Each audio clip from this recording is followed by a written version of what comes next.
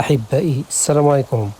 رحلتنا اليوم كتنطلق من مدينة الدار البيضاء في اتجاه إن شاء الله الصحراء باش نصوروا واحد الحيوان جميل جدا اللي هو الفينيك أو ثعلب الصحراء. هنا شدينا طريق السيار، من بعد طريق السيار شدينا واحد الطريق في اتجاه الأقاليم الجنوبية. هنايا توقفنا في هذه الواحة الجميلة، صورت لكم هذه المناظر بالدرون، مناظر جميلة جدا وطبيعة خلابة سبحان الله. الماء كيجري، الواد عامر. وسط هاد الجبال هادو كملنا طريقنا، شدينا الطريق في هاد الدواوير الجميلة اللي كاينة في جنب الطريق، دواوير صراحة جميلة. هنايا كندخلوا للأجواء الصحراوية في الطريق. هنا غادي نبدلوا السيارة بهاد الموتور هذا أو هاد الكواد، هو اللي كيدخل لنا المرمول الصحراء، هو اللي نقدروا نصوروا عليه يعني الفينيك. فهي رحلة صعبة صراحة ومتعبة. هنايا كنقلبوا على الفينيك لأن ماشي بالسهل أنك تلقاه. هنايا كنقلب تقريبا راه واحد 4 ساعات أو 5 ساعات تقريبا وحنا كنقلبوا عليه، حتى واحد الوقيته قلنا ربما ما غاديش نصادفوه نهائيا. فيعني التضاريس صعيبة، راكم عرفتوا الصحراء، الصحراء يعني وسط الرمال، ما كتعرفش اش من اتجاه انت غادي فيه. فالفضل كيرجع للاخوان اللي هما يعني كيمشيو كيدخلوا للصحراء وعارفين هاد الطرقان ديالهم، هما اللي كيدخلوا معنا. هنا خديت لكم هاد المشهد الجميل بالدرون. وهنايا كنصادفوا واحد بان ليا في الاول غير بوحدو، بديت كنصورو فوق الكواد، واخا خليت الكواد مديماري. الصراحه ما خافش. هنايا هرب واحد اخر كان كيتسحب ليا، راه الصغير اللي هرب، ساعه هو الاب هو اللي هرب، وبقى الصغير هو والام هما اللي غادي نصور لكم. فهنايا قلت اللهم نصور شي صور بعدا باش الا ما هربش، نكون صورت شي صور. عاد هنايا غادي نهبط باش غادي نقترب لهم شيئا فشيئا، والحمد لله توفقت انني نصورهم صور وفيديوهات جميلة جدا، وغادي نشاركها معكم بطبيعة الحال. هنايا باقي ما اقتنعتش باش غادي ننزل، مازال تنفكر واش ننزل واش ما ننزلش. والصديق اللي معايا قال لي لا غير نزل ما تخافش، راه ما غاديش يهربوا. هنايا كننزل بحذر ونعاود نصور لهم واحد الفيديو من بعيد باش نكون على الاقل ضمنت انني وثقتهم.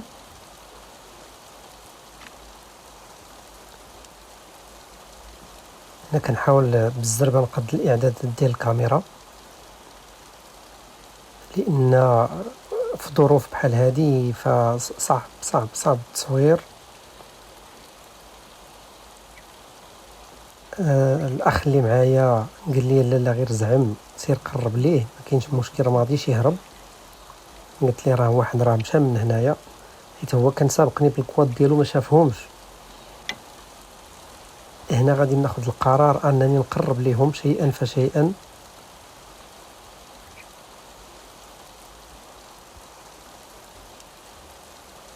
وفعلا كنقرب شويه بشويه وكنصور لهم هاد الصور الجميله جدا.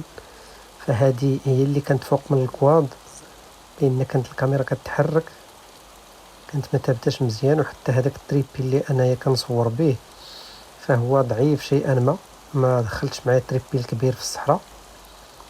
هنايا كيلعب هو والام ديالو هذاك الصغير.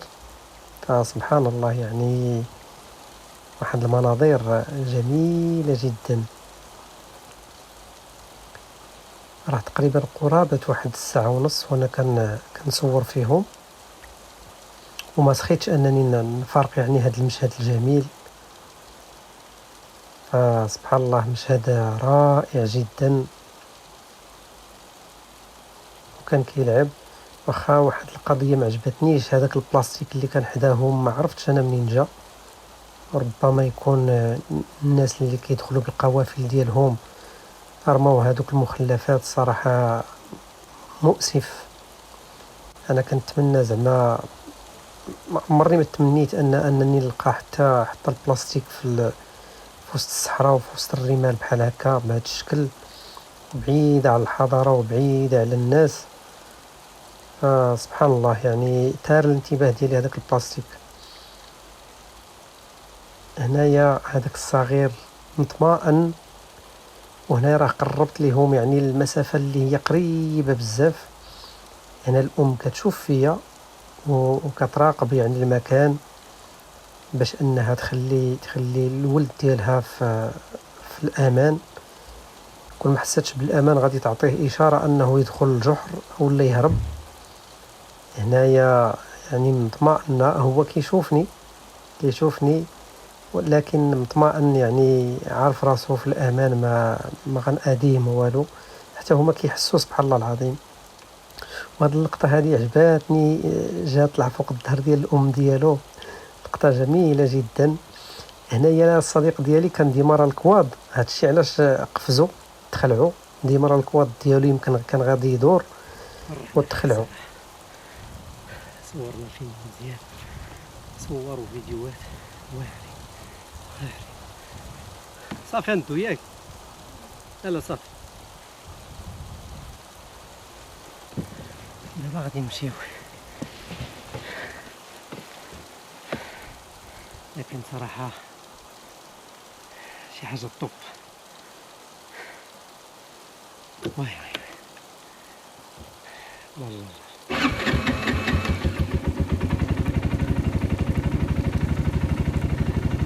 يلا الى اللقاء، نشارك معكم الحصيل. من بعد ما صورت الفيلم هنا، قررنا انني نمشي نصور طيور القطه.